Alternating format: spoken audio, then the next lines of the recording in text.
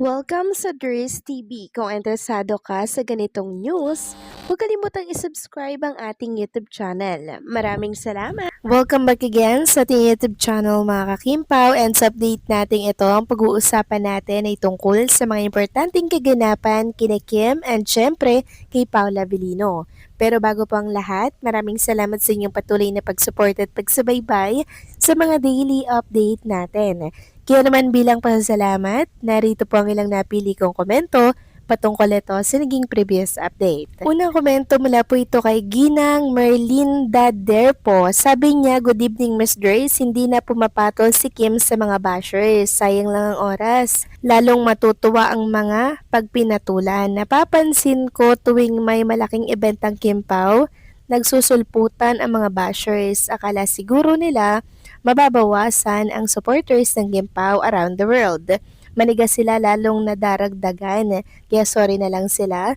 Sold out lahat ng ticket na yan kasi very supportive ang Gimpaw fans. Be strong all seniors, huwag maniwala sa fake news. God bless Miss Dries." Maraming salamat sa komento, Ginang Merlinda Derpo. Yes, tama po kayo dyan. Hindi pumapatol si Kim Chu sa mga bashers, 'di ba? Sayang lang po yung oras. And syempre, hindi po pipiliin ni Kim Chu na lumevel, 'di ba? Para patulan ang mga bashers na 'yan. Bagkos, mas gusto na lamang po ni Chinita Princess manahimik and syempre namnamin ang katahimikan ng kanyang buhay and syempre ang kasaganaan sa kanyang buhay. Sobrang blessed ni Chinita Princess para pag-aksayahan pa nga naman ang mga bashers and syempre yung mga story maker na naglipanan ngayon sa mundo ng social media. Kaya po, yun na lang yung pinagtutuunan ng pansin ni Chinita Princess na which is good, 'di ba?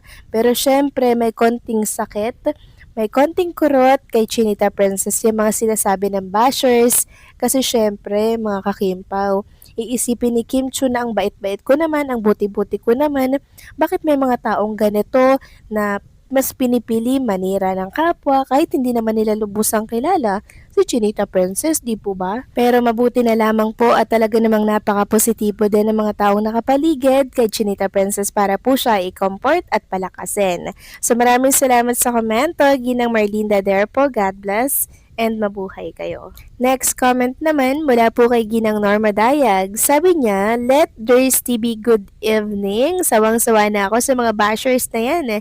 Sa halip ay iniisip ko na lang sa sarili ko na ipasa Diyos na lang natin dahil di natutulog ang Diyos. At time comes na ma-realize na lang lahat yung ginagawa nila sa KP. Diyos lang ang nakakaalam sa totoong mangyayari sa KP.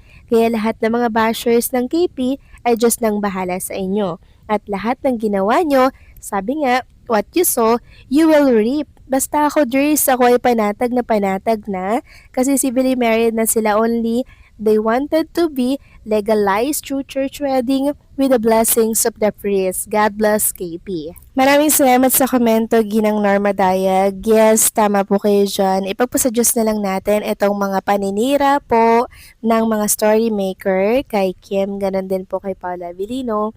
Hayaan na lang natin na iba po ang gumante or maigante si Chinita Princess sa kanila, 'di ba? And also, wag na nating pagtuunan po yan ng pansin. Basta tayo ay positibo, hindi tayo maapektuhan sa mga inilalabas pong balita ng mga bashers na yan. Ganun lang yan mga kakimpaw. Isipin na lang natin yung mga magaganda pong nakahilerang project ni Kim and Paula Avellino. Tapos may world tour pa sila. So marami nating dapat pagtuunan ng pansin. Hindi ang mga bashers na yan, okay?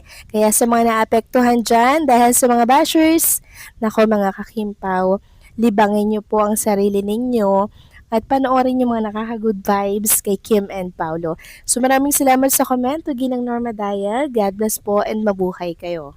So ito na nga, pag-usapan na natin ang mga balita po na nakalap natin sa gabing ito at unahin na nga natin itong kaguluhan po na nangyayari sa mundo ng X. So ito po ay nag-ugat kasi mga kakimpaw sa wrong billing po ni Kim and Paulo or ng Kim Pao at nitong special guest nila na si Carmel. Kaya po nagreklamo ang ilang fans po ng Kim Pao na bakit ganyan, parang ka-level lang ni Kim and Paolo si Carmel. Samantalang show nga po yun ni Kim and Paolo. Sabi nga dito mga ka-Kim Pao, una sa lahat, kaya madaming mga kababayan natin ang bumili ng ticket dahil po sa Kim Pao. Pakiayos po ng billing, unfair naman yan. Yung isinabay lang para mas makilala.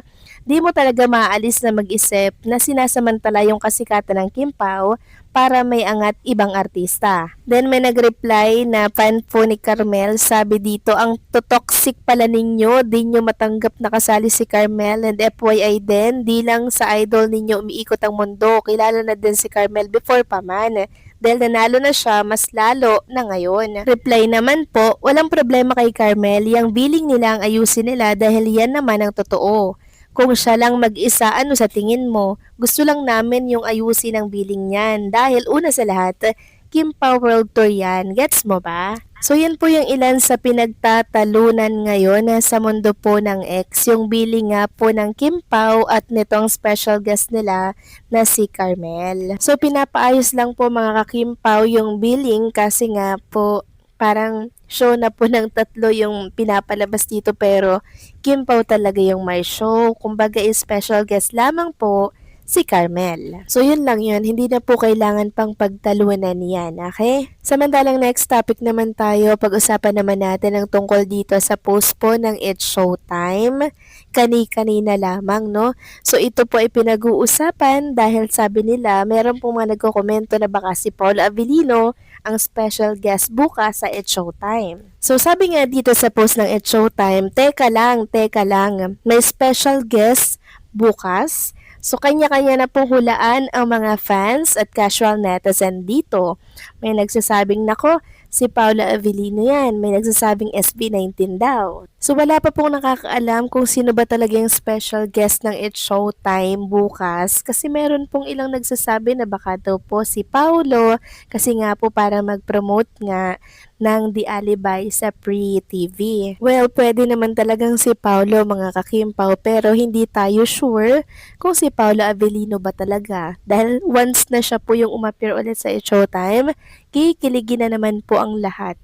Yayanigin na naman ng noontime show mga ka-Kim Pao dahil syempre expected na natin pag nandyan si Paulo, magpapakilig yan ng husto sa madlang people together with Kim Chu, 'di ba? So i-manifest natin ang tinutukoy nga dito ng It's Showtime ay si Paula Avellino kasi matagal na po itong inaantay ng mga Kim Pao fans ang pag-appear nga po ni Paulo dahil para mag-promote nga ng world tour nila tapos yung teleserye nila na ipapalabas na sa Free TV ngayong March 16. So malapit na mga ka-Kim Pao, kaya posible din. Pero wait natin ang anunsyo mga ka-Kim Pao kung si Paulo nga ba or SB19 ito. So paano, hanggang dito na lamang po ang update natin. Maraming salamat po sa patuloy na pagsuporta.